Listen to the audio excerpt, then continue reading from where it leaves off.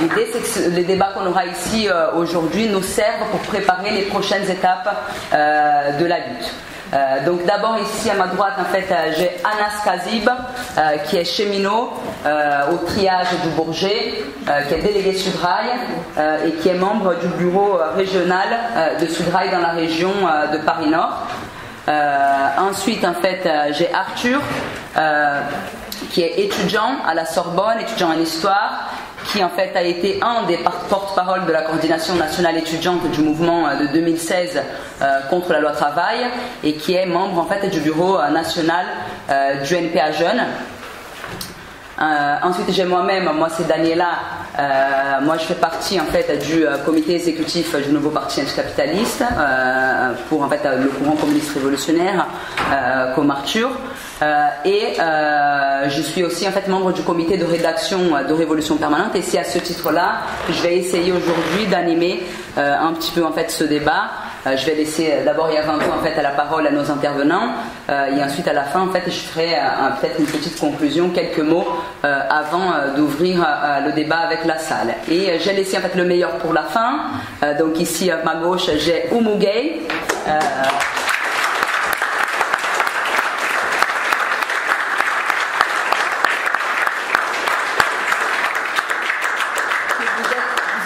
Nombreux à connaître parce qu'elle est devenue une star ces derniers temps.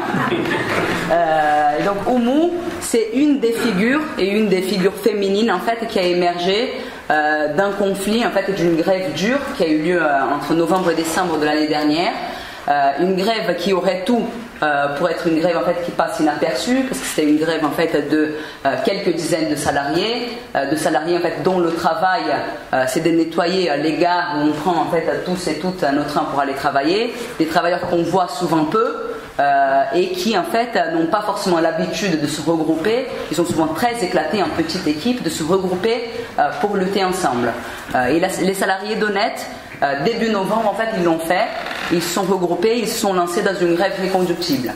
Moi j'aime dire en fait que d'une certaine façon les salariés d'Honnête ont été les précurseurs de ce qu'on est en train de vivre aujourd'hui. Ils ont été les précurseurs de la lutte contre Macron et ses réformes. Parce que la grève d'Honnête n'est pas autre chose qu'une grève contre les conséquences concrètes de la loi travail dans une entreprise précise.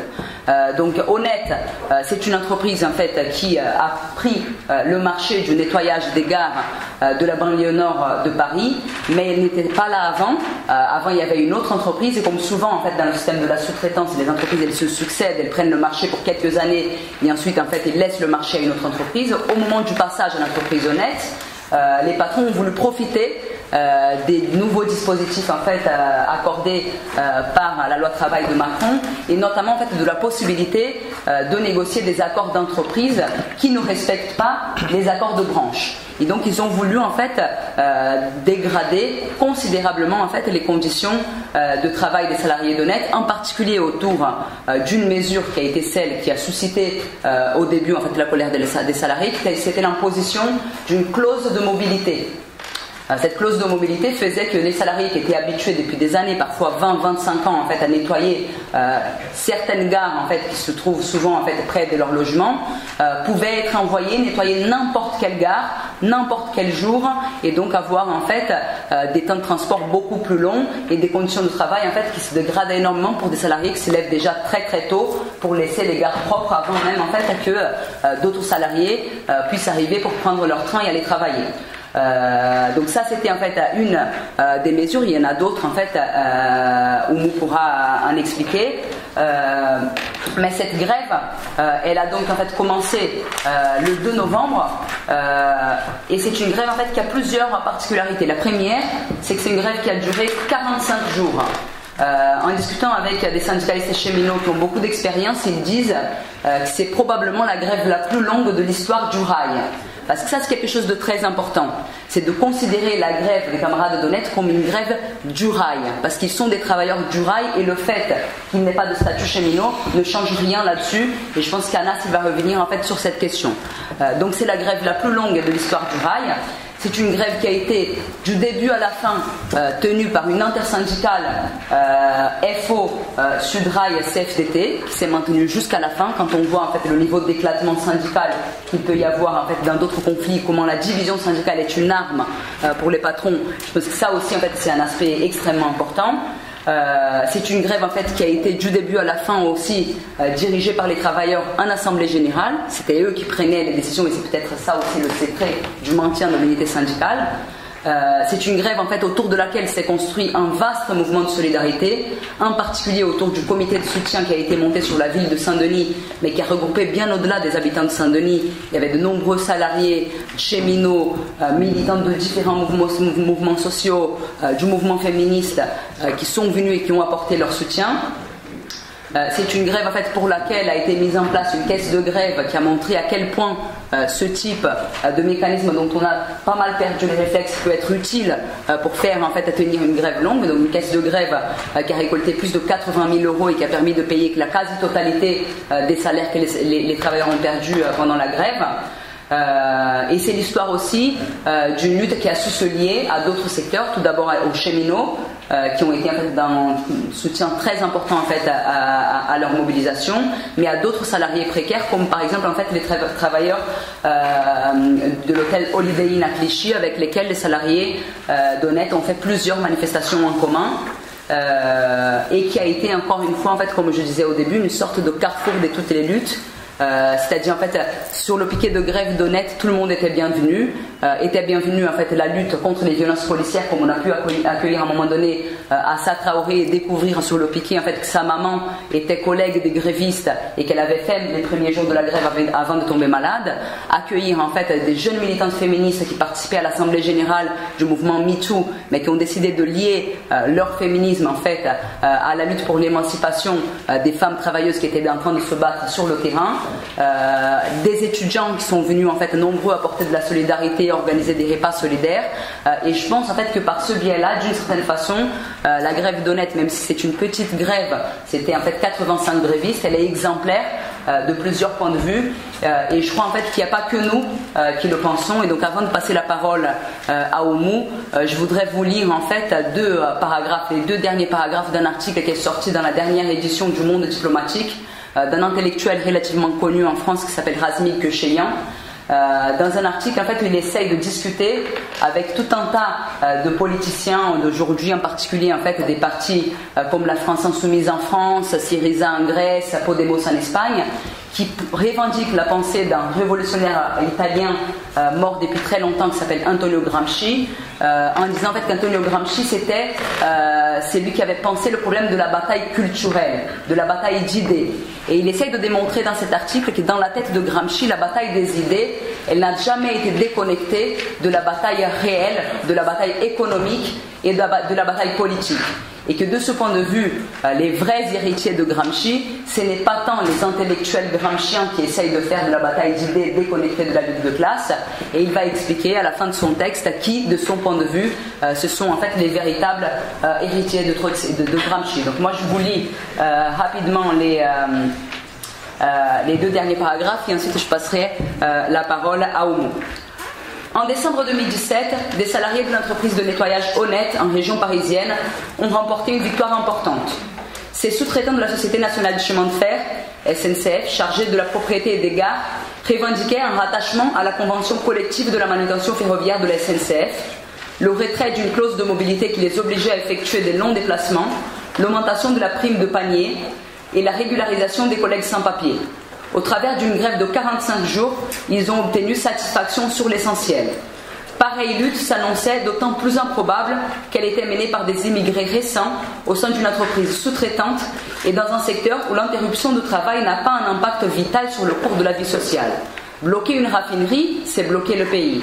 Mais cesser de nettoyer une gare périphérique en Seine-Saint-Denis. Et pourtant, à force de persévérance, les grévistes et leurs délégués syndicaux ont gagné. Les transformations structurelles du capitalisme depuis les années 1970 ont changé la classe ouvrière. Celle-ci n'a certes pas disparu.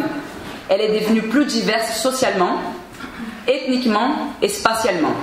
Livrer la bataille des idées consiste à politiser ces nouvelles classes populaires. au moyen de luttes analogues à celles menées par les salariés d'Honnête. Leur victoire montre que l'improbable n'en reste pas moins possible. Le front culturel, articulé au front économique et politique, c'est exactement cela. Ils ne le savent peut-être pas, mais les grévistes d'Honnête sont les véritables héritiers de Gramsci. Razmil Kecheyan.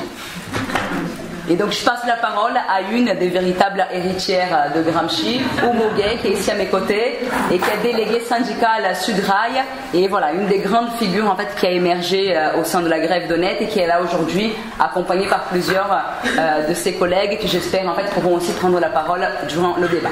Vas-y. Donc voilà, c'est Oumou. Certainement, vous m'avez vu un peu partout. Je commence à prendre plaisir à ça. Même ça fait 32 ans que je suis en France, mais j'ai jamais pris de micro. J'ai jamais parlé devant le monde, les gens. Je l'avais dit aussi une fois. Mais c'est grâce à cette grève qui m'a donné cette assurance. Donc voilà. On a fait, comme l'a dit Daniela, on a commencé la grève le 2 novembre 2017 jusqu'à 16 décembre 2017. Donc 45 jours de grève, sans salaire, sans rien, mais on a tenu. Et on a tenu grâce à tout le monde. On a tenu grâce à notre détermination d'abord. On a tenu grâce devant cet employeur qui voulait nous écraser et qui nous dit dès le début de la négociation que vous ne me connaissez pas mais vous allez me connaître. Mais je crois que c'est lui qui nous a connus. Et donc voilà, grâce à ces cheminots qui aujourd'hui ont besoin de tout le monde et que tout le monde a besoin d'eux aussi. Et ce qui touche à ces cheminots, ça va nous toucher, ça nous touche d'ailleurs. Parce que nous, je crois que nous, les travailleurs et les travailleuses d'Honnête, on est concernés aussi parce qu'on est des cheminots, on est des cheminotes. Donc je suis là avec mes camarades, avec les grévistes d'Honnête aussi. Et malheureusement, on n'a pas pu venir tout le monde, sinon on est 84 grévistes.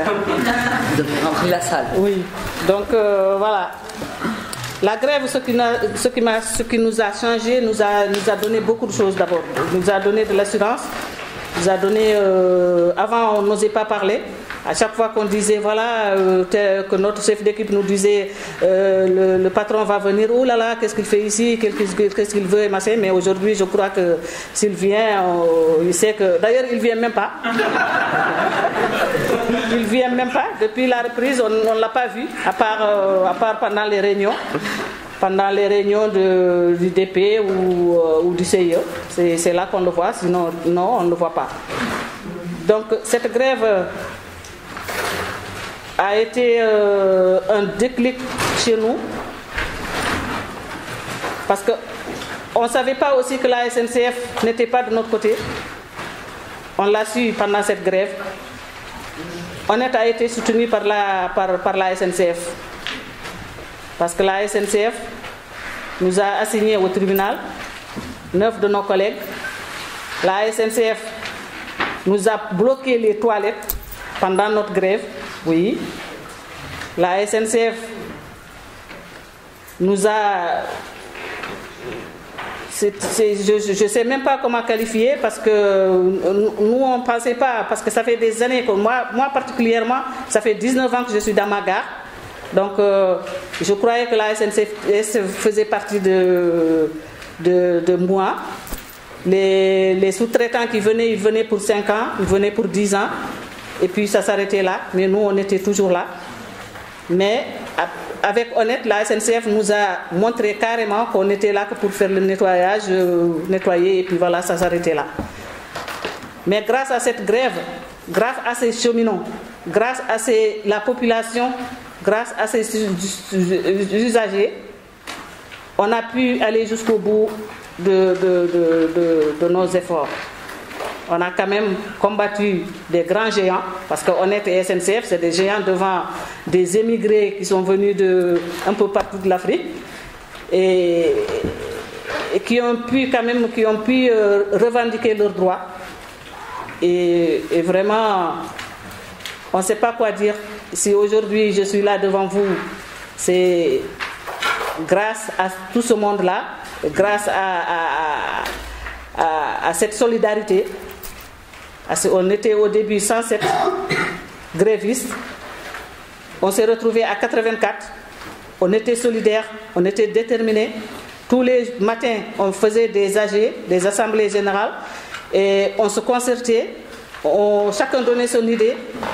Il y avait les cheminots, il y avait nos fédérations syndicales, il y avait la CFDT, il y avait le Sudrail, il y avait FO. Mais c'était nous qui avons le dernier mot. C'était nous qui décidions. C'était nous qui disions si on allait continuer la grève ou si on allait arrêter. En aucun cas, ils n'ont pas voulu intervenir. Ils nous écoutaient, ils nous conseillaient. Et c'était ça. On a eu confiance en nous. On a eu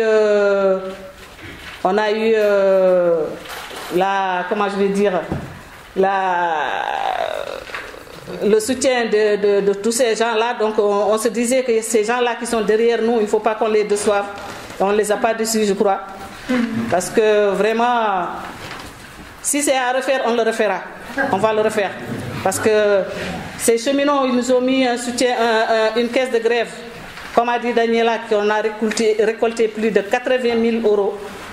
Et ça, c'est seulement la caisse de grève, sans compter tous les jours les gens ce qu'ils rapportaient, de la nourriture, de l'argent, du soutien moral. Et tout ça, je crois que ça nous a poussé, ça nous a aidés. Avec les hommes politiques, avec... je ne peux pas compter, sinon je vais me perdre un peu. Donc, avec tout le monde.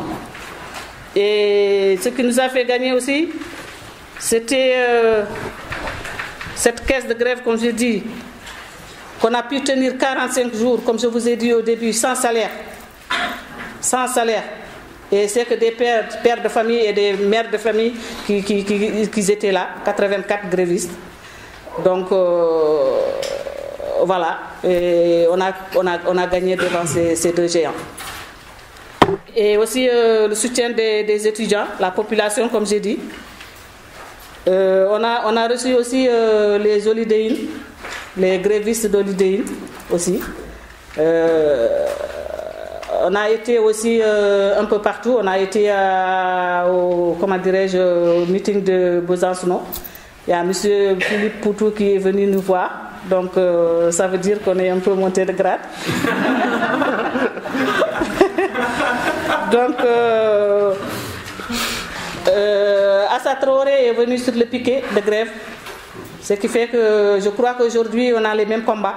Parce que nous aussi, on a eu des violences policières. Ils venaient, la police, Honnête ramenait la police, ramenait les intérimaires tard le soir, tard dans la nuit même, vers 2h, 3h du matin pour vouloir casser notre grève. Mais au début, ils ont fait Saint-Denis, ils ont fait Gare de Sarcelles, ils ont fait Hermont-Aubonne, mais ça s'est arrêté là. On a fait bloc. Et donc, on est allé jusqu'au bout. On est allé jusqu'au bout et on a gagné. Maintenant,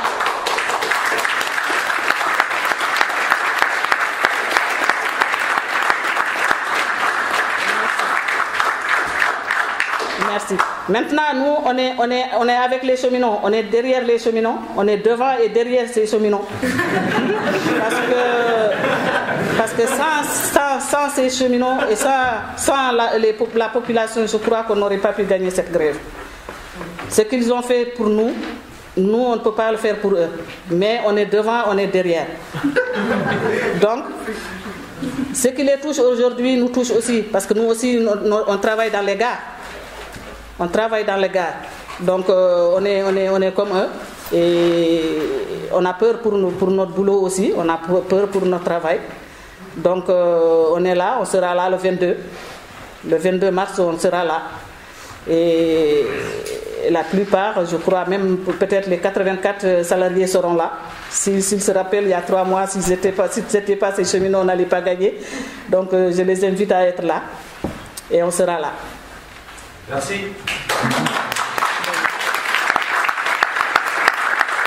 Je passe la parole à Anastasie, cheminot, Sudrail, Paris Nord.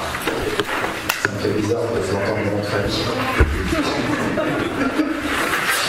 Bonsoir à tous, pour faire le lien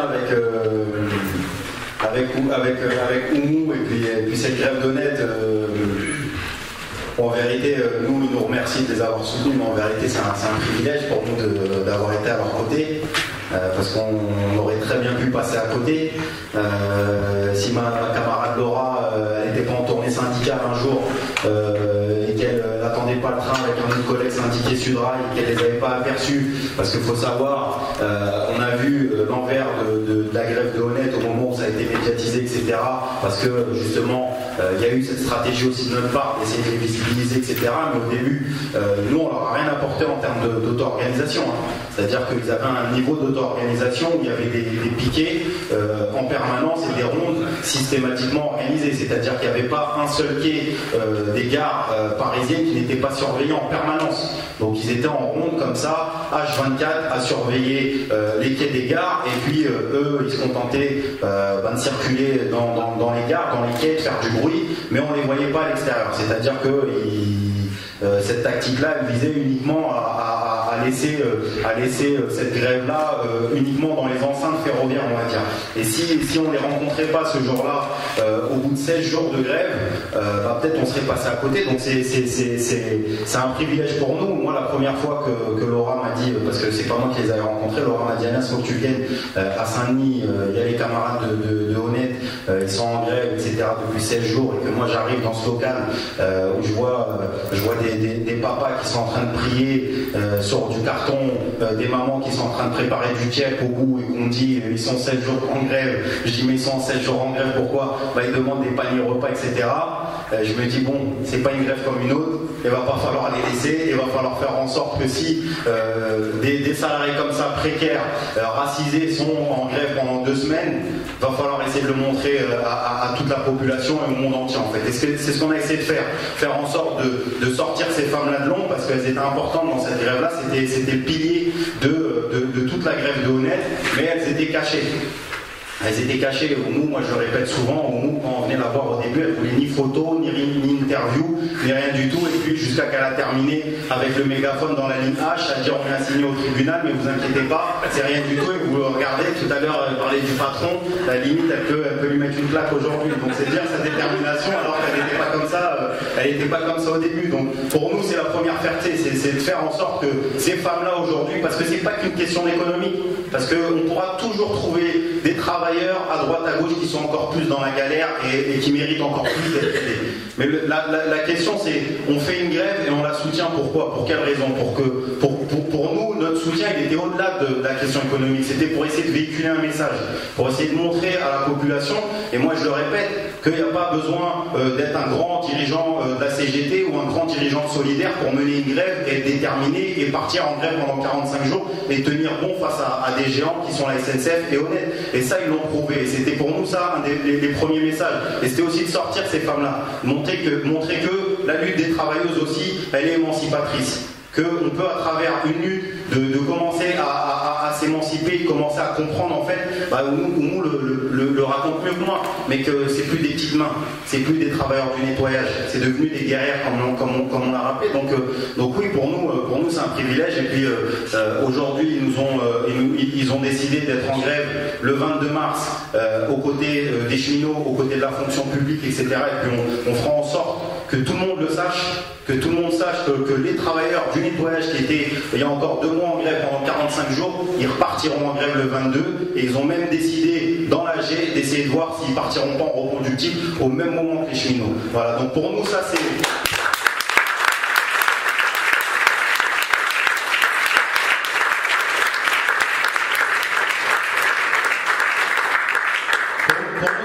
force, ça veut dire tout simplement ce qu'on scande systématiquement dans les grèves, la force des travailleurs c'est la grève. Ils montrent à travers ça que leur force c'est la grève justement. Et que aujourd'hui, pour faire la transition justement avec la SNCF, on est en train de subir une des attaques les plus historiques, hein, c'est-à-dire que la dernière grosse attaque qu'il y a eu dans le rail, c'était 95, c'était l'attaque du régime des retraites, et puis ce qu'on avait appelé à l'époque le contrat de plan, comme quoi déjà ça fait pas mal de temps que c'est dans les tuyaux, la suppression de 6000 km de lignes à l'époque. Donc aujourd'hui ils en ont rajouté 3000, il leur a fallu 20 ans pour rajouter 3000 km de plus. Donc aujourd'hui, ce qu'on est en train de vivre à la SNCF, c'est une grève sans précédent. Et le lien avec Honnête aujourd'hui, on le voit nous chez nous. Il n'y a pas un secteur, en tout cas dans notre secteur à Paris-Nord, qui ne connaît pas la grève d'Honnête. Au dernier conseil fédéral de Sudrail, où on est en train de bégayer, de savoir comment on part en grève, d'autres pour la reconductible, d'autres pour tant de jours de grève, etc. Il y a un camarade qui s'est levé, il a dit, mais les travailleurs du nettoyage, ils sont précaires, ils sont partis 45 jours. Donc pourquoi nous on partirait pas aussi autant 45 jours? Et c'est là où une force d'une grève, où on peut se dire mais c'est que du nettoyage, et on cherche toujours à rabaisser à chaque fois, hein. Même dans la SNCF on va dire bah moi je bloque pas plus que le mécano, et le mécano il va dire moi je bloque pas plus que le pilote d'avion, et le pilote d'avion, etc. Et on peut continuer comme ça jusqu'à je sais pas quel métier. Mais la réalité ils ont montré que oui, quand on est travailleur du nettoyage, bah, on est des cheminots. Et ils sont à l'image du procès des Chibani. Si vous avez suivi les Chibani, c'est quoi les Chibani? Les Chibani, c'est des cheminots qui ont fait le travail du rail, qui ont fait la SNCF pendant 30 ans, 40 ans, qui ont construit les voies, qui ont fait le service public. Comme eux, ils sont en train de faire le service public en rendant les gares propres, en nettoyant les gares, en faisant en sorte que dès qu'on passe notre camion, notre ticket, notre Navigo, etc., c'est propre, parce qu'ils passent même maintenant avec la modernité, etc. Il faut savoir qu'il n'y a pas d'augmentation salariale. Hein. C'est quoi les Chibani? Les Chibani, c'est les travailleurs marocains de la SNCF. Donc pour ceux qui ne connaissent pas, donc les travailleurs marocains, ils sont partis en procès, c'était quasiment 15 ans de dossiers de lutte, et ils ont gagné au tribunal face à la SNCF quasiment 180 millions d'euros à se répartir entre à peu près 800 travailleurs. Donc c'était une attaque par rapport à la discrimination qu'ils vivaient en tant que travailleurs du chemin de fer, mais qui n'avaient pas le statut des cheminots, qui n'avaient pas la retraite des cheminots, etc., et qui se sont fait discriminer en tant que travailleurs racisés pendant toutes leurs années. Et c'est la même chose qui vivent à Honnête. C'est la même chose. C'est-à-dire que ce sont des salariés qui font le service public et qui ne sont pas reconnus par la SNCF et qui n'ont pas le statut des cheminots, etc., Donc la prochaine bataille, en tout cas, qui est en train de se dessiner, ça va être de mettre définitivement un terme à la sous-traitance dans le rail. Ça va être dire à un moment donné, on va arrêter d'accepter, de s'inspirer un peu de ce qu'ont fait les camarades d'Holiday Inn, et c'est là où la convergence est importante, de dire que voilà, Holiday Inn, ils ont réussi à obtenir pour 2019 l'internalisation auprès d'Holiday Inn, et on espère que la prochaine grève de Honnête fera en sorte que les travailleurs du nettoyage ils soient internalisés à la SNCF et ils soient identifiés comme salariés de la SNCF à part entière. Donc je disais le lien aujourd'hui, c'est que à la SNCF vous avez entendu, donc il y a cette réforme ferroviaire. Juste pour expliquer qu'est-ce que la réforme ferroviaire qui nous attend, c'est tout simplement la privatisation. Quand il parle de la fin du statut des cheminots uniquement pour les entrants, moi je vous invite à pas tomber dans le panneau. C'est simplement une parade pour pouvoir diviser les cheminots qui sont au statut en se disant moi j'ai mon statut, ceux qui rentreront ils se démerderont et puis ils ont qu'à faire la révolution comme nous on l'avait fait, etc. C'est ce que ça vise. La réalité c'est que le statut, la perte du statut pour les embauchés, le statut pour nous c'est concrètement c'est la cotisation à la caisse de prévoyance et de retraite des cheminots. Et par décalage, plus il y a de retraités qui partent, et plus il y a d'entrants qui rentrent et qui cotiseront à la sécurité sociale, et plus in fine, des salariés comme moi qui sommes au statut aujourd'hui, qui avons 30 ans, demain notre retraite, il n'y a personne qui va nous la payer. Et c'est ça la réalité, c'est l'arbre qui cache la forêt, c'est-à-dire que c'est une première parade, mais qui fait que derrière, in fine, dans un an, 2 ans, on dira écoutez, le système n'est plus viable, tous les nouveaux entrants ne sont plus au statut, il n'y a personne qui va payer vos retraites, donc écoutez, le statut, on met une croix dessus définitivement, et vous allez basculer à la sécurité sociale.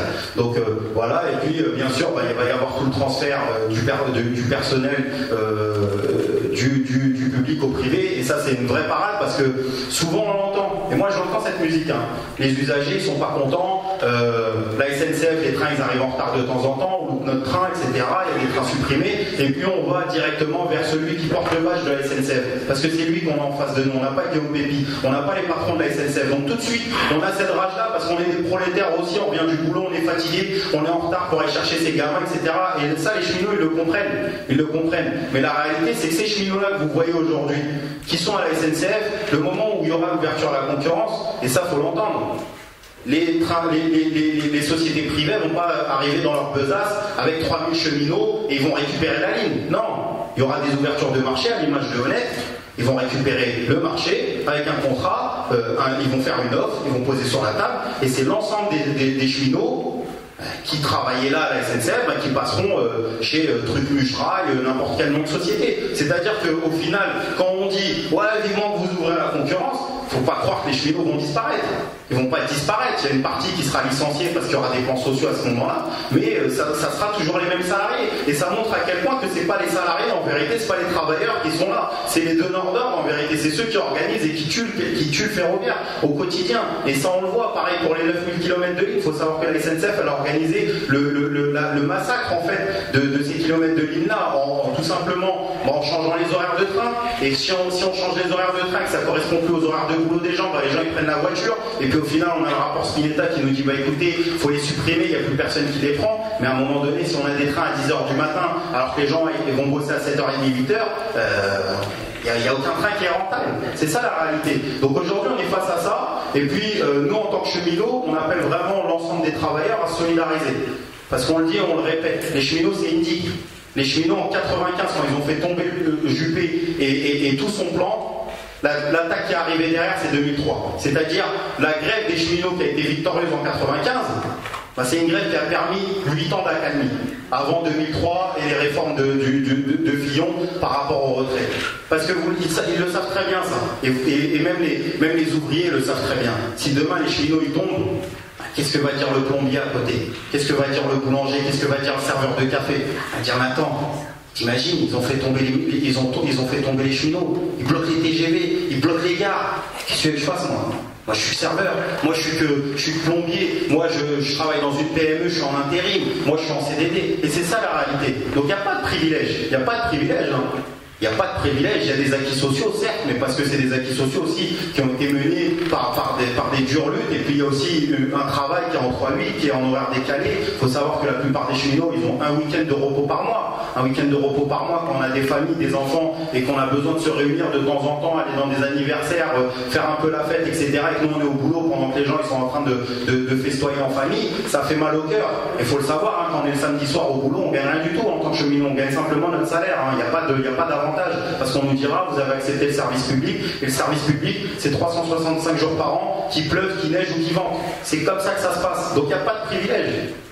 Et la réalité, c'est que si demain les cheminots ils tombent, il y aura des privilégiés, et tous les privilégiés sont dans cette salle. C'est-à-dire qu'on a tous le même privilège, on est aux 35 heures, et on a le SMIC. Et on nous expliquera demain qu'en Éthiopie, il n'y a pas de SMIC, qu'en Afghanistan, il n'y a pas de 35 heures, et que vous comprenez, il y a 6 millions de chômeurs, et qu'il va falloir se serrer la ceinture, il va falloir essayer de faire des efforts, parce que les patrons, vous comprenez, ils sont malheureux, ils essayent de faire tous les efforts possibles et imaginables pour essayer de recruter. Sauf que les patrons, malheureusement, ça fait 3 ans qu'ils ont 24 milliards de crédit impôt compétitivité, ça fait 75 milliards qu'ils ont économisé, et qu'il y a toujours 6 millions de chômeurs. Et on vient nous parler de la dette du ferroviaire qui est une dette d'État qui est à 30 milliards. C'est juste incroyable. C'est-à-dire on est dans un pays où en fait on est en train de regarder une dette qui date de quasiment 100 ans et qui est à 30 milliards et on ne regarde pas en fait les 75 milliards qu'on donne de crédit d'impôt compétitivité aux patrons. On ne regarde pas les 500 millions d'euros que Bernard Arnault a. C'est-à-dire que moi je me réveille des fois le matin, je me dis, t'imagines, 40 milliards. Mais qu'est-ce que des gens font avec 1 million? Je ne sais pas si des fois vous vous posez cette question. Qu'est-ce qu'on fait avec 1 million aujourd'hui? Qu'est-ce que je ferais si j'étais millionnaire? Et ben ce mec-là, millionnaire, c'est comme si tu étais au SMIC pour lui. C'est-à-dire qu'il ne sait même pas quoi faire de son argent, rien qu'avec les intérêts bancaires, rien qu'avec l'ISF et tout ce que fait Macron et tout ce que font les gouvernements bourgeois, il s'enrichit et il n'aura même pas le temps de dépenser. Il pourrait même chaque jour dépenser 1 milliard qu'il continuera à accumuler. Et on nous dit que c'est ces personnes-là qui nous font vivre. On nous dit que Bernard Arnault, c'est lui qui donne de l'emploi. Vous comprenez, c'est lui qui fait vivre les gens. Non, c'est les gens qui sont en train de faire travailler, qui travaillent tous les jours, qui font vivre Bernard Arnault. C'est ça la réalité. Donc nous, c'est ce qu'on est en train d'essayer de montrer. C'est que les cheminots, c'est eux qui essaient de faire le service public tous les jours et que nous, on n'a rien à voir avec Guillaume Pépi. Donc nous, on va essayer d'en découdre en tout cas pendant cette période-là où on est acculé. Maintenant, on le sait, on ne pourra pas y arriver tout seul. On ne pourra pas y arriver tout seul. Notre histoire, on la connaît. À chaque fois qu'on a gagné, que ça soit en 68 et on est au cinquantenaire de 68, que ça soit en 95, il y a toujours une unité, une convergence des luttes. Et ça, il faut que les entreprises, et vous, si vous êtes dans des boîtes, dans la fonction publique ou peu importe, il faut aller chercher les délégués syndicaux. Il faut leur dire, les camarades, il faut se mettre en grève avec les cheminots. Parce qu'après les cheminots, ça sera le statut des fonctionnaires. Et après le statut des fonctionnaires, ça sera la RATP. Et après la RATP, ça sera l'aérien, etc., jusqu'à qu'il n'y aura plus aucun statut. Il n'y aura plus personne, et puis on aura que nos yeux pour pleurer, et on sera bien content parce que les trains, il n'y en aura plus. Le billet de train, il sera encore 3 fois plus cher. Il faut voir à Londres. Hein. Londres, il faut savoir que le pass Navigo chez eux, il est quasiment à hauteur de 300-350 €. Il y a 75% des Londoniens qui sont en train de demander la renationalisation du chemin de fer anglais. Tellement, c'est quasiment 15 à 20% de leur pouvoir d'achat. C'est-à-dire, c'est ça la réalité, c'est ça la privatisation du rail.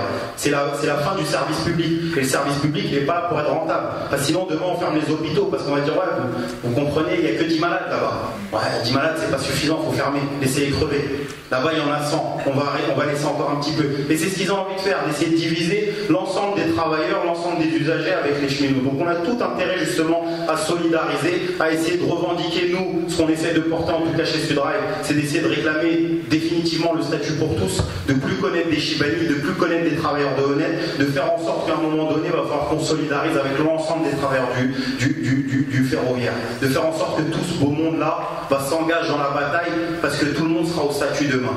Et ça, malheureusement, je le regrette parce qu'encore aujourd'hui, les fédérations syndicales, elles sont encore petits bras. Et puis voilà, c'est un peu, on essaie de défendre sa boutique et puis on le voit à force de cumuler les défaites. Je ne sais pas si vous avez entendu là récemment, il y a déjà une première division, entre guillemets, entre le départ de la grève, comment on va se battre. C'est-à-dire qu'on est face à une guerre sans précédent que le gouvernement est en train de mener, d'essayer de faire d'en terminer définitivement avec le SPEC de 95, parce que c'est ça Macron. Macron, il s'en fout du statut. La réalité, c'est qu'il a envie de dire, je suis droit dans mes boîtes, c'est moi qui ai couché les cheminots. C'est moi, Emmanuel Macron, en 2018, à l'âge de 40 ans, j'ai couché les cheminots qui faisaient peur à tout le monde. Et c'est ça qu'il a envie de faire. Et dès qu'il en aura terminé avec les cheminots, il terminera avec les autres. Donc c'est pour ça qu'aujourd'hui on a besoin, face à une bataille sans précédent, on a besoin justement d'un plan de bataille sans précédent. Et nous on essaie en tout cas aujourd'hui chez les cheminots d'essayer d'appeler à la grève illimitée. Parce que c'est ça notre histoire. Notre histoire c'est la grève illimitée, c'est le blocage de l'économie, c'est la convergence des luttes, c'est la coordination, c'est l'auto-organisation, c'est les caisses de grève, c'est les cheminots sur les piquets en train de discuter, en train d'essayer de s'organiser. C'est ça notre histoire. Et à chaque fois qu'on s'éloigne de notre histoire, on a systématiquement perdu. Il n'y a pas besoin de chercher très loin. On regarde 2016, c'est quasiment 11 journées saut de mouton de 24 heures avant de démarrer sur une grève reconductible. Et puis après on dit ouais, mais vous comprenez, les travailleurs, quand on a fait la grève reconductible, ça ne marche pas, ils ne veulent pas se battre. Ouais, mais sauf que les travailleurs, ils ont déjà perdu quasiment un mois de salaire avant de commencer à faire une vraie grève. Et il n'y a personne qui tire les bilans. C'est ça la réalité. Donc il va falloir que nous, en tout cas, moi je suis syndiqué Sudrail, je suis fier d'être chez Sudrail, mais moi j'ai aucun amour pour l'appareil. J'ai aucun amour pour l'appareil. Moi, le seul amour que j'ai, c'est pour l'unité des camarades en lutte. C'est-à-dire que le moment où il y a une grève, ma carte syndicale, elle est de côté. Je suis un cheminot en grève comme tout le monde.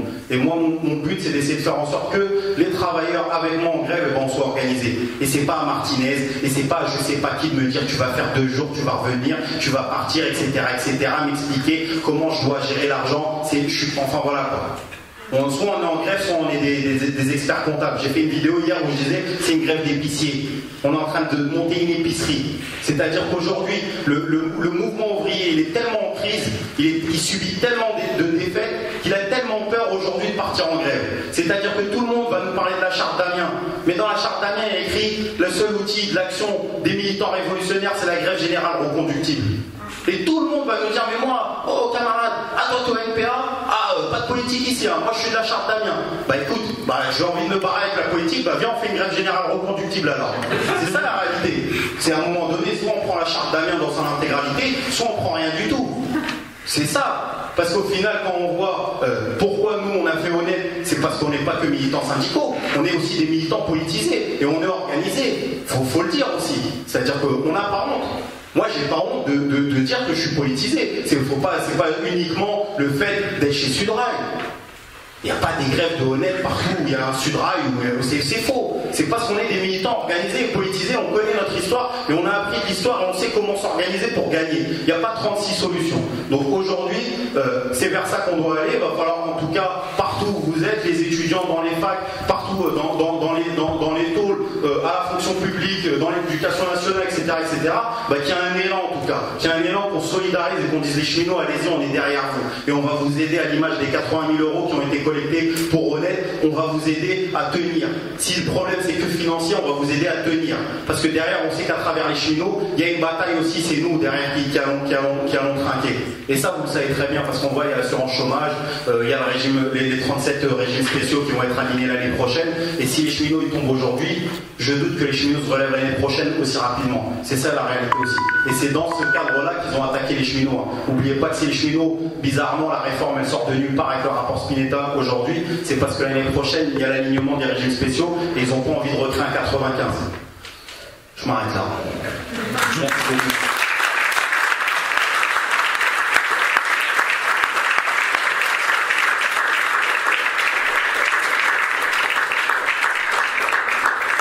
Je passe la parole à Arthur, étudiant en histoire à la Sorbonne. Ouais. Bonjour à tous, merci. Déjà je voudrais partir un peu d'un constat après ce que vient de nous dire Anas, vu que nous on est en lutte contre la sélection, contre le plan étudiant depuis quelques semaines déjà, c'est un peu voir quelle est la méthode de ce gouvernement qui attaque un peu tout le monde un peu en même temps. Déjà cette méthode, j'ai l'impression qu'on la voit un peu sur le plan étudiant comme sur cette réforme du rail, c'est déjà une méthode un peu de pourrissement, c'est-à-dire faire pourrir un service public, on le voit énormément dans l'enseignement supérieur pour après réformer très rapidement. Pour nous, qu'est-ce que ça signifie ? Ça signifie que durant les 10 dernières années, la dotation par étudiant, elle a été réduite de 10%. C'est les travaux d'un économiste qui s'appelle Piketty qui ont démontré ça et qui montrent qu'aujourd'hui on nous dit il n'y a plus d'argent pour les étudiants, il va falloir sélectionner, il va falloir mettre en place des coûts d'entrée à l'université beaucoup plus importants. C'est-à-dire que chaque année, on enlève, on rajoute des personnes pour chaque TD, on enlève les places dans chaque filière et à la fin on nous dit que l'université elle marche plus, qu'il faut réformer. Je pense qu'un autre aspect de cette méthode Macron, c'est la division. Anas en a très bien parlé. Aujourd'hui, il y a tout un travail, notamment chez les étudiants, pour diviser entre ceux qui sont issus des bons lycées, qui vont pouvoir sur Parcoursup obtenir toutes les formations qu'ils désirent, et les lycéens des classes populaires qui auront, via la réforme du bac, en fait, un bac qui vaut moins que les autres et qui pourront pas obtenir, aller dans la filière de leur choix. Même si c'est déjà vrai aujourd'hui que l'école et l'université elles reproduisent déjà ces inégalités sociales, en réalité la réforme du bac et la réforme de l'entrée en licence elle opère un saut qualitatif il me semble, parce que ça passe d'une université qui reproduit les inégalités sociales à une université qui exclut totalement les classes populaires, et aujourd'hui c'est ce contre quoi on se bat. Et par ailleurs je pense que vous avez tous entendu un peu ce discours, cette petite comptine médiatique autour des privilégiés, autour des étudiants, on l'entend aussi, c'est-à-dire que les étudiants français seraient notamment en Europe des privilégiés parce que si vous avez le bac aujourd'hui, vous pouvez rentrer dans une licence de votre choix parce que les inscriptions en licence elles coûtent 130, 150 euros et que ça serait beaucoup trop abordable par rapport à d'autres pays. Mais en réalité, ces privilèges chez les étudiants comme chez les cheminots, ils sont non seulement des acquis de lutte, mais ils sont aussi à relativiser parce qu'aujourd'hui 50% des étudiants ils sont obligés de bosser à côté de leurs études pour financer leur taf, et quand on voit à côté ce que les réformes qu'enclenche Macron aujourd'hui, quand on regarde ce qu'elles ont donné dans les pays à côté de chez nous, quand on regarde qu'en Angleterre après un master vous commencez dans la vie active avec 40 000 livres de dettes étudiantes parce que vous avez dû faire des emprunts, je sais pas si aujourd'hui on est réellement des privilégiés. Mais donc face à tout ce plan étudiant, face à Parcoursup, il y a déjà eu en fait quelques escarmouches du mouvement étudiant. En novembre, il y avait eu 3 premières manifestations qui ont commencé à donner le ton, et c'est surtout en février qu'on a commencé à descendre dans la rue, à recommencer à faire des assemblées générales pour s'organiser au niveau des facs, et après 4 journées de manifestations et de grève, aujourd'hui on se retrouve à la veille du 22 mars avec un mouvement assez mitigé, parce qu'en réalité à l'échelle nationale on a certes des facs très mobilisés comme Montpellier où il y avait plus de 1000 personnes en assemblée générale encore la semaine dernière, dernière, ou Toulouse de Le Mirail, où là ça va dans les 2000-3000 carrément en AG qui sont en lutte non seulement contre la fusion de leur université mais aussi contre la sélection. Et à côté de ça, donc à côté de ces universités qui pourraient être le tête de pont d'une lutte contre la sélection, on a d'autres universités un peu moins mobilisées mais qui continuent en fait à essayer de convaincre les étudiants. Je pense à même des universités qu'on n'a pas vues ces dernières années, par exemple en 2016 comme Tours, Poitiers, ou après d'autres universités un peu plus, où le mouvement étudiant un peu plus de tradition, comme à Nantes, à Rennes ou encore à Paris 1. Donc voilà, le but un peu, c'est qu'aujourd'hui la question, on doit se poser la question de comment on fait faire un saut à cette mobilisation qui peine encore à gagner en réalité. Et moi je pense qu'on l'a vu, là il y a la lutte il y a une bataille du rail qui s'annonce, et il y a un fort enjeu pour nous à décloisonner aussi les attaques qui tombent sur tous les secteurs. Il y a les cheminots, il y a les étudiants, mais on voit aussi, on l'a vu hier, des dizaines de milliers de retraités partout en France. Il y a un certain nombre de luttes dans les hôpitaux et les EHPAD, et la question aussi que si les étudiants, on veut faire en sorte qu'ils gagnent en fait une confiance en leur propre force, qu'ils gagnent la confiance en fait qu'on peut obtenir le retrait de cette sélection, une sélection en fait qu'ils avaient déjà essayé de faire passer non seulement à la veille de mai 68 où il y a eu les événements dont je parlerai après, mais aussi en 86 où le projet de loi de Vaca avait été retiré. Si on veut gagner en fait face à son scepticisme en fait qui en fait dénude les forces étudiantes, il va falloir qu'on décloisonne les luttes. Et aujourd'hui, il me semble que ce désir de décloisonnement, il n'est pas nouveau en fait, parce que il y a aujourd'hui, on voit qu'avec les cheminots et les étudiants, face à Macron, il y a une communauté d'intérêt en fait. Il y a une communauté d'intérêt à gagner sur la réforme du rail, à gagner face à la sélection, à inverser un peu la vapeur, à inverser le rapport de force. Et que c'est-à-dire que gagner sur la sélection, parce que c'est-à-dire que évidemment, si le plan étudiant y passe, les enfants de cheminots, je ne sais pas dans quelle université ils iront, où ils pourront avoir une licence qui vaudra rien sur le marché du travail. Donc c'est aussi, je pense, des enjeux qui sont croisés. Et tous les étudiants, bon moi je suis parisien, mais évidemment que en région tout le monde prend aussi le TER. Les étudiants, si demain en fait, comme à Londres, ils doivent payer 350 livres leur passe Navigo, leur titre de transport, et ben les 50% d'étudiants salariés dont je parlais, ils monteront peut-être à 75%. Donc c'est une communauté d'intérêt qu'il faut développer. Et donc décloisonner ces luttes, c'est quelque chose d'important, et c'est quelque chose non plus qui est pas nouveau dans le mouvement étudiant, parce que aujourd'hui on est à la veille du 22 mars et il y a 50 ans en arrière, le 22 mars 58, c'était un peu le coup de départ des événements de mai, comme on les appelait à l'époque, parce qu'on n'osait pas dire grève générale, en tout cas dans les médias comme Le Figaro et les autres journaux des patrons. Mais la question, c'est que il y a donc 50 ans, c'est un peu cette alliance entre les étudiants et les ouvriers qui a été le moteur de la plus grande grève générale de l'histoire de l'Occident. Mais par ailleurs, on a aussi une vision que mai 68, voilà, c'est d'abord les étudiants qui se rebellent un petit peu et puis qui sont suivis par les ouvriers. Mais je pense qu'en réalité, ces deux mondes, ils n'étaient déjà pas cloisonnés au début des événements de mai, et ils ne l'ont jamais été, même pendant toute cette période. D'abord, même avant mai-juin 68, il y a un certain nombre de luttes ouvrières où les ouvriers et les étudiants ont lutté ensemble contre le patronat. Moi, je fais des études sur mai 68 et j'ai retrouvé il n'y a pas longtemps un tract de la CGT du Pas-de-Calais qui expliquait la raison en fait de suivre les étudiants au début de mai, comme ils expliquaient qu'ils évoquaient l'honneur de ne jamais oublier le soutien que les étudiants leur avaient apporté 5 ans avant, en 63, dans une lutte en fait des ouvriers de Wany qui étaient en grève. Mais par ailleurs, dès le début des événements de mai, du coup, par exemple le 3 mai, date à laquelle les CRS en fait évacuent la Sorbonne et arrêtent une centaine de personnes, tout le monde se dit bah voilà, c'est 100 étudiants qui coupent la Sorbonne. Mais en réalité, quand vous regardez un peu quelles étaient ces 100 personnes, il y a près d'un tiers qui étaient des ouvriers qui travaillaient dans les bistrots à côté, qui étaient papetiers, etc.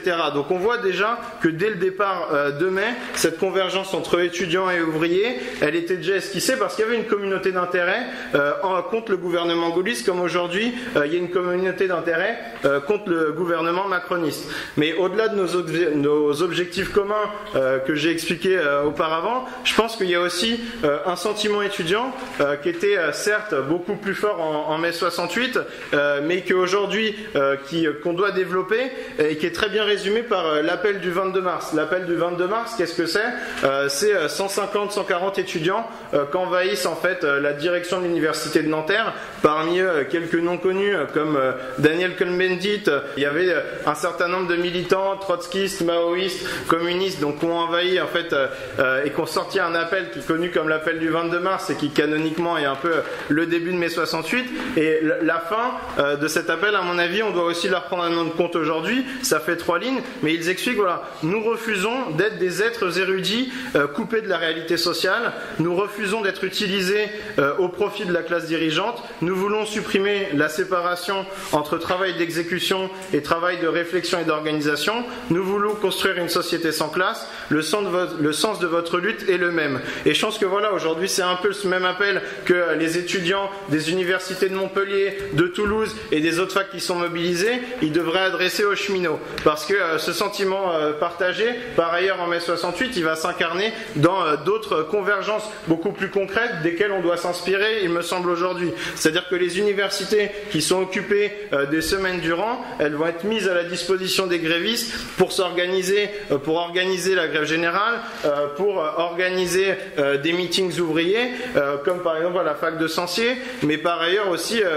Oumou, elle a très bien parlé de la caisse de grève et des actions de convergence qui ont permis aussi la victoire à Honnête. Et en ce sens, moi, ça m'a fait penser aussi à l'histoire, en fait, comment s'est passée la première occupation d'usine en mai 68. C'était à Nantes, chez une entreprise qui s'appelait Sud Aviation, et qui a décidé, voilà, le 14 mai, de commencer à occuper son usine et de partir en grève reconductible. Et le soir même, il y a 1000 étudiants nantais qui sont arrivés avec des couvertures, des vivres, de l'argent pour soutenir donc cette première usine occupée de France, qui allait après faire tache d'huile pour donner ce qu'on connaît en fait, 8 millions d'ouvriers en grève, dans ce qui a choqué, enfin dans ce qui a modifié profondément aussi l'histoire sociale française. Donc je pense qu'aujourd'hui leur combat, donc le combat des cheminots et le combat en fait de ceux qu'on fait le 68, il est un peu il est le même que celui qu'aujourd'hui, dans le sens que quand on écoute cet appel du 22 mars, il peut que nous interroger vis-à-vis de cette réforme sur la sélection, parce qu'aujourd'hui ce décloisonnement et aussi cette volonté que l'université elle ne soit pas que réservée aux élites, elle est plus que jamais criante, parce qu'actuellement déjà, même si ça a un peu changé, même si l'université c'est encore un peu ouverte aux enfants des classes populaires, malgré tout ça, aujourd'hui il y a seulement 10% des étudiants qui sont des enfants d'ouvriers, alors qu'ils sont 29% dans la population, quand à côté tu as 30% des étudiants qui sont des enfants de cadre, alors qu'ils sont seulement à 17,5% dans la population. Et donc ouvrir les facs en fait à tous les enfants d'ouvriers et permettre en fait que ça soit aussi un droit d'aller étudier, je pense que c'est un combat qu'on doit mener ensemble, que la classe ouvrière avec le mouvement étudiant. Et la meilleure façon de commémorer mai 68 aujourd'hui, c'est pas forcément d'aller lire des livres ou qui vont parler en fait de la jeunesse de militants qu'évidemment on respecte, qui ont aujourd'hui 80 ans, mais par ailleurs c'est cette meilleure façon pour moi, c'est aussi de reprendre leurs drapeaux, leurs aspirations et les faire nôtres aujourd'hui dans un combat aux côtés des cheminots. Je pense que c'est ça qui est important, parce que ce qui est de l'université soi-disant libre et gratuite dont on hérite aujourd'hui, même si elle a été remise en cause dans les faits, elle n'a jamais été en fait un lieu d'émancipation où tout le monde pouvait accéder, dont on parle parfois comme c'est un acquis de mai 68, comme on le voit par ailleurs. Cette ouverture elle a été surtout obtenue par des luttes. Je disais tout à l'heure que la sélection à l'université on l'avait déjà repoussée 2 fois, et que l'autre cauchemar de la bourgeoisie française c'est le mouvement étudiant qui se bat contre la sélection, parce qu'on le sait peu, mais en avril 68 le gouvernement proposait en fait un projet pour sélectionner les étudiants à l'université sur la base en fait de leur mention au bac, et ça a été les événements de mai ont fait oublier ce projet là. En 86 le projet de sélection loi de Vaquet a été retiré avec des centaines de milliers d'étudiants dans les rues à Paris comme partout ailleurs, et ce seulement quelques semaines avant la plus grande grève en fait du rail, qui était celle de l'hiver 86. Donc ces batailles en commun entre les étudiants et les cheminots, il y en a déjà qui ont été menées. Aujourd'hui il faut encore en mener une. Il y a eu celle de 95 où la plus grande grève ou comment dire, c'est en 95, avant que il y ait la grève qu'on connaît face au plan Juppé, il y a aussi eu un mouvement étudiant qui a été en partie l'étincelle du mouvement ouvrier, du mouvement cheminot, parce qu'à l'époque la bonne idée du gouvernement, c'est de remplacer des bourses par des prêts étudiants. Donc c'était aussi voilà, ça, dès le départ de 95, ces convergences elles se sont faites. Moi je fais partie par ailleurs avec pas mal de camarades étudiants que je vois dans la salle, d'une génération qui a commencé à militer en 2016 durant la lutte contre la loi travail première du nom, où au-delà des AG étudiantes à la Sorbonne, à Tolbiac, etc., on s'est vite rendu compte aussi que, par exemple, moi j'étais du coup dans le 13e, qu'aller aider les cheminots d'Austerlitz, pour les autres camarades qui étaient en Seine-Saint-Denis, aller aider les cheminots en fait de Paris-Nord, et c'est d'ailleurs comme ça qu'on a rencontré Anas, c'était aussi opérer ces convergences, signaler en fait que cette communauté d'intérêt contre le gouvernement, elle peut gagner à ces conditions-là. Donc aujourd'hui, je pense que comme hier, et je finirai là-dessus, il y a une solidarité à tisser, un combat en commun à mener, et nous, en tant que étudiants aussi, je pense que c'est ce qu'on veut proposer à toutes celles et ceux qui sont ici présentes, de mener un combat avec nous et avec les cheminots, et faire émerger aussi chez les étudiants, chez les lycéens, en fait une frange pro-ouvrière dans la jeunesse, qui va participer avec les cheminots à la bataille de l'opinion en fait contre les privilèges, contre l'idée que casser le statut des cheminots en fait ce serait bien pour tous les salariés, en organisant par exemple ce qu'on a déjà commencé à faire, des divs dans toutes les gares parisiennes, qui organise sur les facs, dans les lycées, des réunions publiques, qui soutient les piquets de grève, et qui en fait essaye de changer les choses aussi de ce point de vue-là. Donc joindre ces deux combats-là face à un gouvernement qui cherche à casser le mouvement étudiant comme il cherche à casser le mouvement ouvrier, ça m'a fait penser, et je finirai là-dessus sur un tract de l'UNEF Nantes, du coup en mai 68 aussi, qui disait les matraques policières ne distinguent pas les têtes étudiantes et les têtes ouvrières. Et aujourd'hui, le matraquage physique comme médiatique qu'on voit en fait tous les jours sur BFM TV, il a beau continuer à nous viser, nous avons la force du nombre, et je pense que la question de est-ce qu'on peut faire une reconductible demain à la SNCF, c'est juste une question de confiance en nos forces, et c'est ça qu'il va s'agir de développer dans les prochains jours.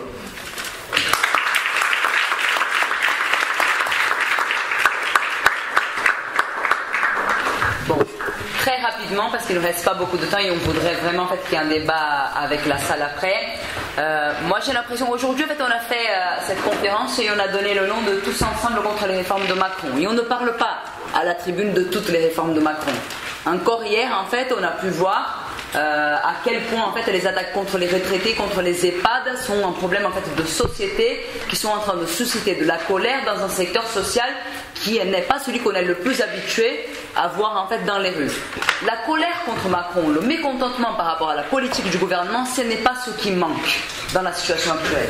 Ce qui manque, c'est précisément un secteur qui montre que c'est possible de se battre. Parce qu'il y a un effet de sidération.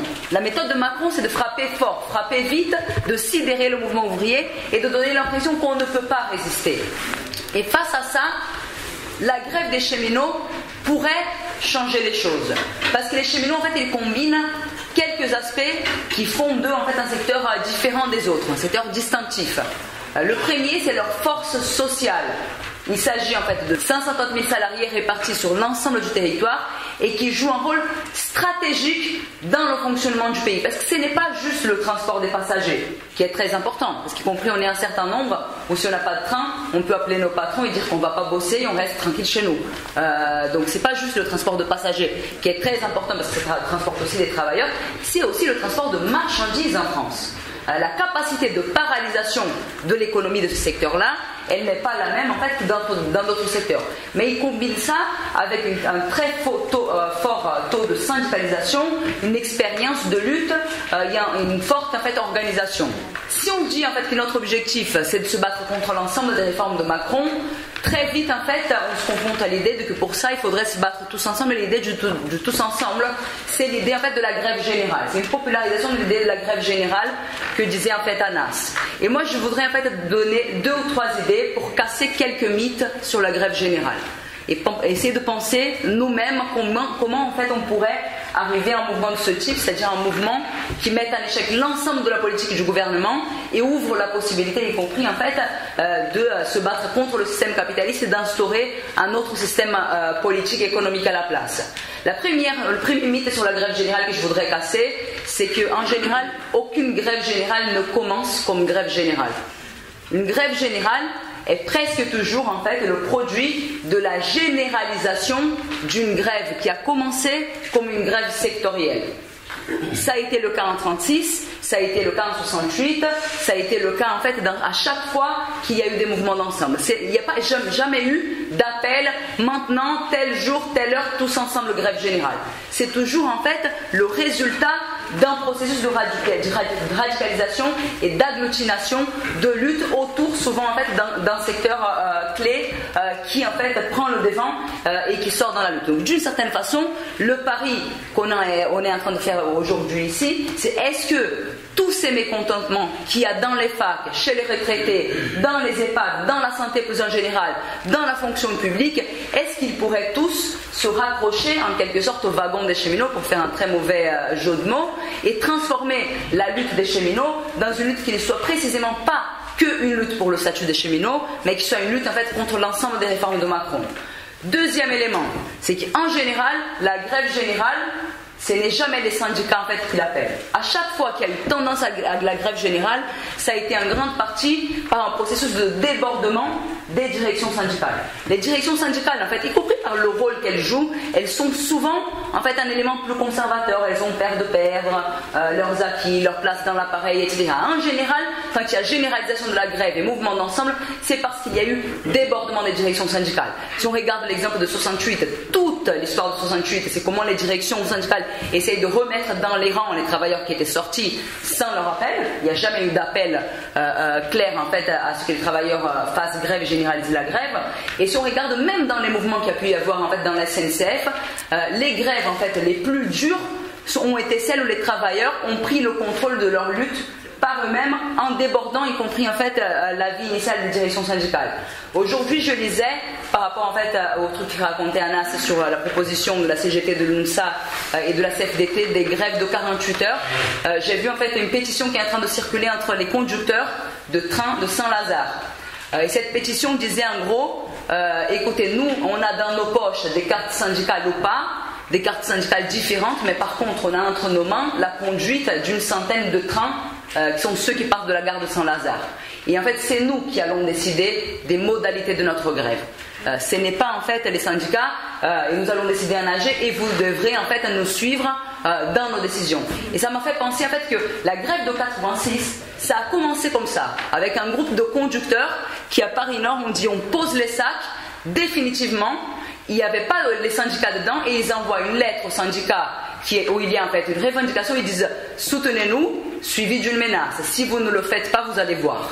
Et c'est comme ça que commence la grève de 86, qui va donner lieu au processus peut-être le plus avancé en fait, de coordination des AG d'auto-organisation à l'intérieur de la SNCF. C'est les comités de grève qui décident et qui se coordonnent entre eux. C'est un processus en fait qui n'est pas achevé, qui ne s'est pas généralisé en fait jusqu'au bout, mais qui a été ce qui existait en fait de plus avancé dans ces termes-là. Il me semble qu'aujourd'hui, dans la SNCF, en fait, on est face à une situation de ce type-là, de comment les travailleurs, par leur propre outil de décision dans les AG et en se coordonnant, sont capables d'imposer leur volonté et leur volonté d'un combat dur qui n'est pas juste un combat, en fait, une grève de pression où, en fait, en gros, la méthode CGT-CFDT, c'est on fait 2 jours de grève et on a 3 jours pour attendre de voir si on est appelé pour les renégocier. Parce que ça, c'est une grève de pression pour essayer de négocier avec le gouvernement. Ils ne l'arrêtent pas de donner des signes qu'ils veulent, en fait, négocier avec le gouvernement. Aujourd'hui, c'était encore l'UNSA avec Matignon.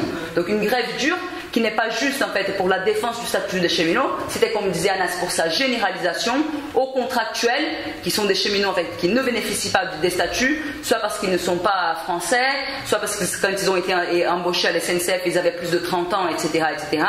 Et les travailleurs en fait à des entreprises sous-traitantes qui sont des cheminots à qui en fait on nie depuis des années le statut et les droits qui sont ceux des cheminots, mais qui posent plus en général le problème en fait de comment on veut niveler par le haut et pas par le bas les conditions de vie et de salaire. Le discours des privilèges, c'est un discours en fait pour diviser.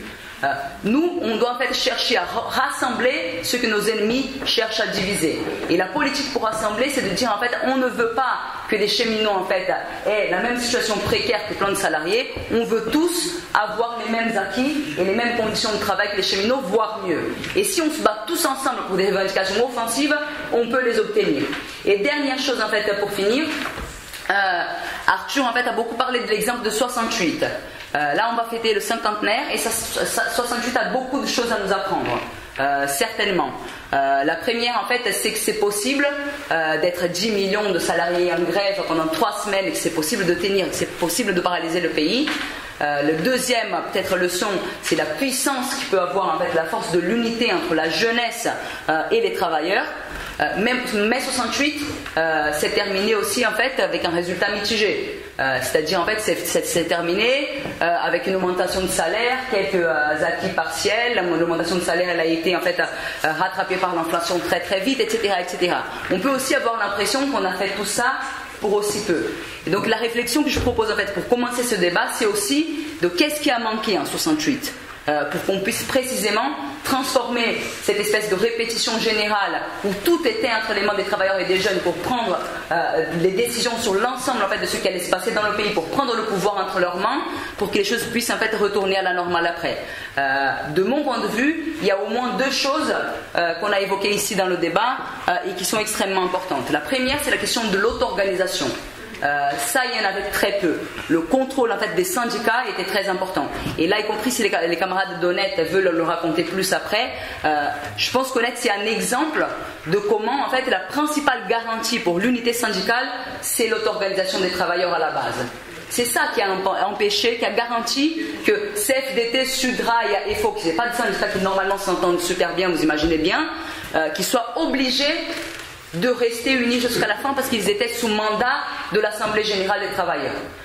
Et la deuxième chose, c'est quelque chose dont parlait Anas aussi, que Honnête, ce n'est pas juste une histoire de détermination et de syndicalisme, c'est aussi l'histoire en fait de militants politiques avec un certain bagage, une certaine expérience qui décident à un moment donné en fait de se saisir d'un conflit comme celui-là pour le transformer dans une véritable bataille de classe, dans une véritable école de guerre qui ne pose pas juste des problèmes immédiats, des problèmes défensifs, mais qui pose en fait des tâches de commencer à faire des pas dans le sens en fait de se débarrasser de ce système pourri, d'en finir avec la misère, d'en finir avec l'esclavage, comme disaient en fait les camarades d'Honnête, pour ouvrir la voie en fait à une société débarrassée de l'exploitation et de l'oppression. Et ça, c'est les révolutionnaires, et c'est ça aussi qu'on essaye de construire autour de ce genre de conférences et dans les expériences qu'on fait dans la lutte de classe.